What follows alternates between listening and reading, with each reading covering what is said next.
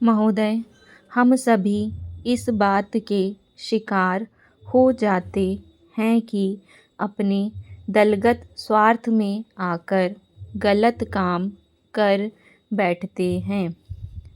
कभी भाषा और कभी किसी प्रदेश के स्वार्थ में ऐसे प्रश्न उठते हैं जो हमारे राष्ट्र की एकता को कमज़ोर करते हैं। अभी एक माननीय सदस्य ने यह प्रश्न उठाया और आरोप लगाया कि भारत सरकार कुछ प्रदेशों के साथ इंसाफ नहीं करती। भारत सरकार कुछ प्रदेशों के प्रति पक्षपातपूर्ण नीति अपनाती है।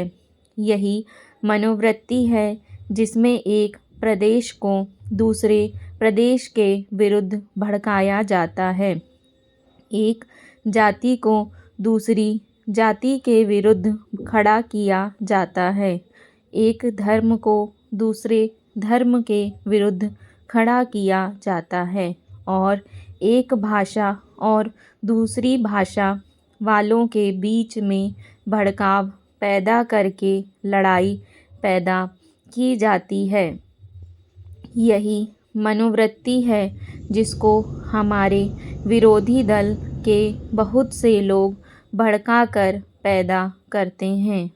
उनकी अपनी गलत नीतियों के कारण विशाल दृष्टिकोण नहीं होता है और वे ऐसे प्रश्नों को उभारकर अपना स्वार्थ सिद्ध करते हैं। स्पष्ट है कि ऐसे समस्त प्रश्नों का परिणाम हमेशा बुरा होता है। इसलिए मैं सभी राजनीतिक पार्टियों के नेताओं से अपील करना चाहूँगा कि जो प्रश्न हमारे देश के सामने हैं और जिन पर हम सबको चिंता हो रही है तथा जिनका हल निकालने की हम कोशिश करते हैं, उन तमाम प्रश्नों के ऊपर हम ठंडे दिल से विचार करें।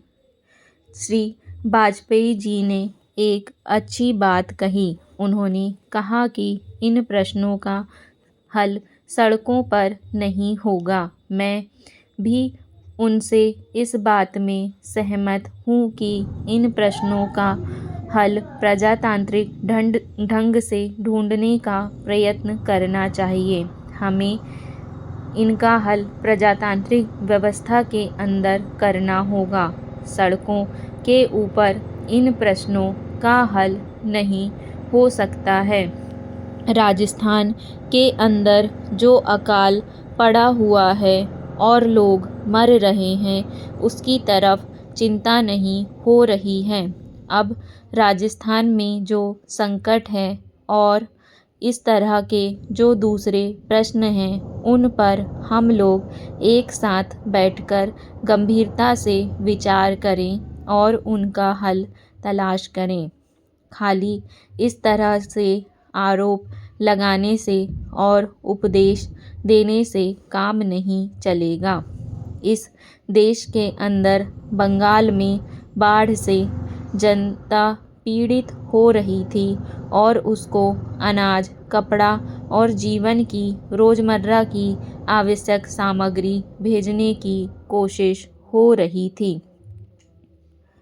महोदय, उस ज़माने में रेलवे कर्मचारियों को भड़का कर के हड़ताल करना और फलस्वरूप एक ऐसी व्यवस्था पैदा करना जिसके कारण बंगाल के पीड़ित लोगों की सहायता न की जा सकी, उचित कार्य था। लेकिन यह कार्य मेरे घर के भाइयों ने किया था। मेरा कहना है कि केवल उपदेश देने से काम नहीं चलता है। जब ऐसे प्रश्न आए तो उपदेशात्मक भाषाओं में ही फंसकर ना रहा जाए, बल्कि आवश्यकता है ऐसे प्रश्नों पर सारे राजनीतिक दल देशहित को ध्यान में रखते हुए संजीदगी से विचार करें और उन सब का हल तलाश करें। आज श्री वाजपेयी ने प्रधानमंत्री पर कुछ आक्षेप किए। वे बड़े गुस्से में थे और इतने क्रोध में थे कि उन्होंने अपने मस्तिष्क का संतुलन खो दिया था।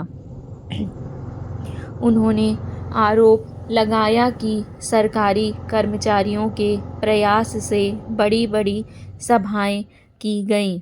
मैं वाजपेयी जी का गुस्सा और उनका असंतुलित होना समझ सकता हूँ।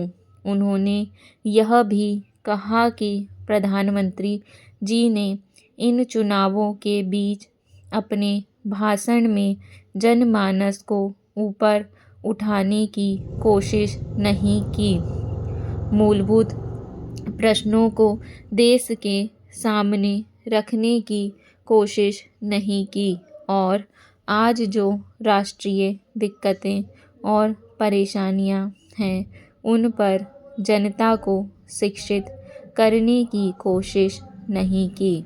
प्रधानमंत्री ने अपने चुनाव भाषणों में देश के अंदर जो शक्तियां राष्ट्रीय एकता को भंग कर रही है, धर्म के नाम पर, जाति के नाम पर, भाषा के नाम पर या क्षेत्रीयता के नाम पर संकीर्णता की भावना पैदा कर रही है, जनता को उनसे सजग किया। प्रधानमंत्री जी ने इस बात को अनुभव किया था कि उत्तर प्रदेश, बिहार और भारत के समस्त हिंदी बोलने वाले इलाकों में जनसंघ संकीर्णता की भावना का प्रचार कर रहा है। जिस प्रकार से जनसंघ सांप्रदायिकता की भावना को बढ़ावा दे रहा है, राष्ट्रीय शक्तियों को तोड़ने की नीति चला रहा है, उससे हमारे राष्ट्रीय मूल, राष्ट्रीय नीतियाँ और राष्ट्रीय एकता खतरे में है। इसीलिए प्रधानमंत्री ने जनसंघ के ऊपर इस बात का प्रहार किया था कि वह सांप्रदायिक शक्ति है और उससे जनता को सावधान हो जाना चाहिए। आज जो वाजपेयी जी का गुस्सा है उसको हम समझ सकते हैं। उन्होंने एक सपना देखा था, एक सुनहरा सपना, उत्तर प्रदेश में अपनी सरकार बनाने का, बिहार में अपनी पार्टी को बहुमत प्राप्त कराने का। सभापति महोदय, वित्त मंत्री महोदय ने जो बजट सदन के सामने प्रस्तुत किया है वह बहुत ही बुद्धिमानी के साथ तैयार किया हुआ बजट है। उन्होंने कोशिश यह की है कि अमीर और गरीब कोई भी कर से बच ना पाए, लेकिन उन्होंने उद्योगपतियों को थोड़ी सी छूट भी दी है। जो बड़े बड़े पूंजीपति लोग हैं उनको कर से कुछ मुक्त किया है, कुछ सुविधाएं दी हैं। मैं नहीं समझ पाया हूँ कि ऐसा उन्होंने क्यों किया है। वह जो चाहेंगे उसको करेंगे, लेकिन मैं जो भी सोचता हूँ उसको आपके सामने रखना चाहता हूँ। इस विषय पर 3-4 दिन से चर्चा हो रही है। मैंने उसको सुना है। इस या उस पक्ष के किसी भी माननीय सदस्य ने यह निवेदन नहीं किया है कि खाद और पंपिंग सेट के ऊपर जो कर लगाया गया है वह उचित है। सभी ने यह कहा है कि उसको माफ़ कर दिया जाना चाहिए।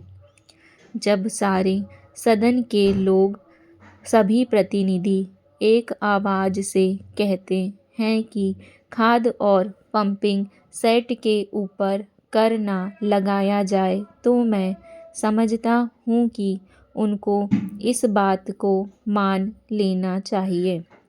ऐसी कोई बात नहीं की जानी चाहिए जिससे किसान रुष्ट हों, उनके उत्पादन में बाधा पड़े। स्टॉप।